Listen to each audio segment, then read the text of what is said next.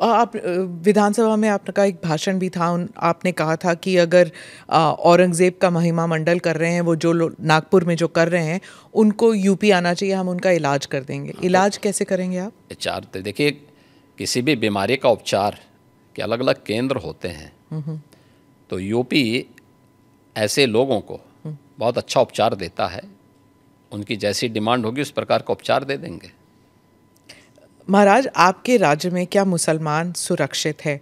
क्योंकि आए दिन सनातन की बात होती है। आप योगी हैं, मुख्यमंत्री हैं, महाराज हैं, क्या हैं आप फिर? मैं एक सामान्य नागरिक हूँ, उत्तर प्रदेश का एक नागरिक हूँ, और एक नागरिक में एक योगी हूँ जो सबके सुख और सबके निरोगता की कामना करता है, सबका साथ और सबके विकास के मंत्र पर विश्वास करता है, और उसी भाव के साथ हम लोग कार्य भी करते हैं।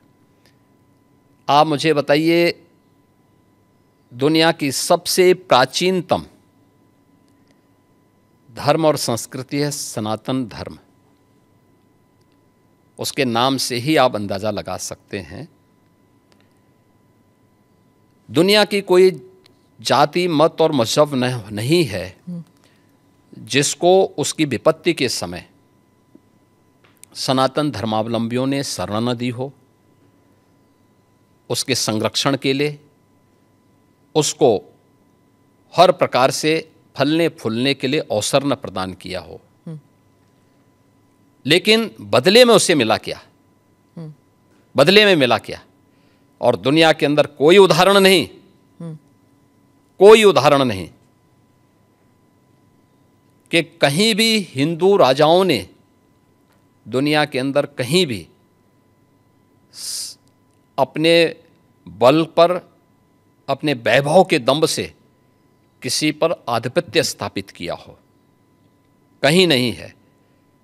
देखिए उदाहरण, अयम निज परोवेति गणना लघु चेतसाम उदार चरितानाम तो वसुधैव कुटुंबकम, इस सनातन वाक्य है।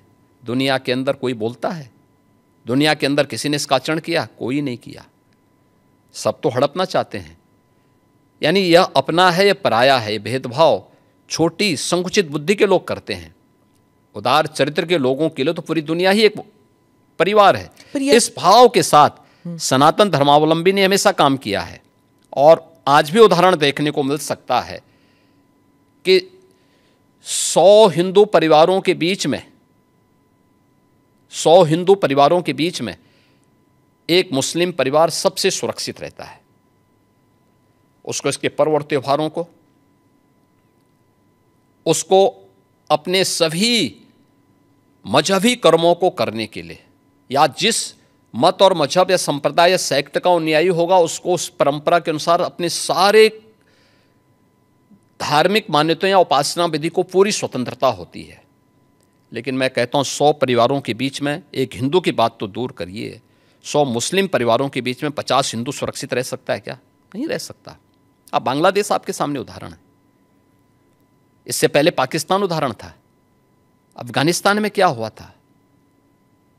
ये चीजें दिखाती हैं, और होशियारी यही है कि कहीं धुआं उड़ रहा हो या किसी को ठोकर लग रही हो तो हमें ठोकर लगे इससे पहले हम संभल जाएं।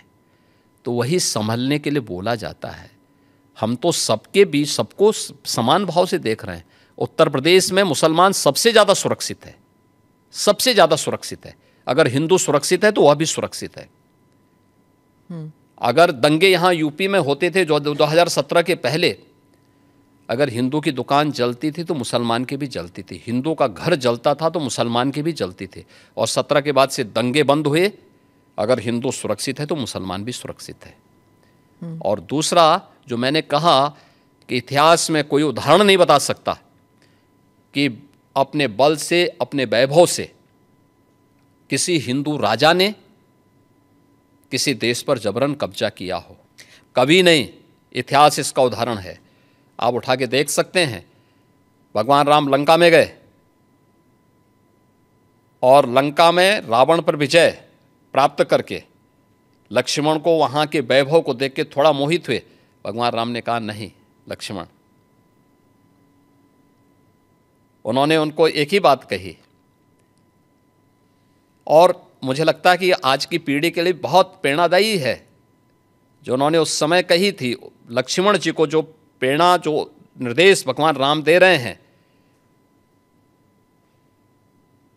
लंका के बारे में, अपि स्वर्णमयी लंका नमे लक्ष्मण रोचते, जननी जन्म भूमिस्य स्वर्गादपि गरीयसी, कि लक्ष्मण, लंका भले ही सोने की क्यों न हो,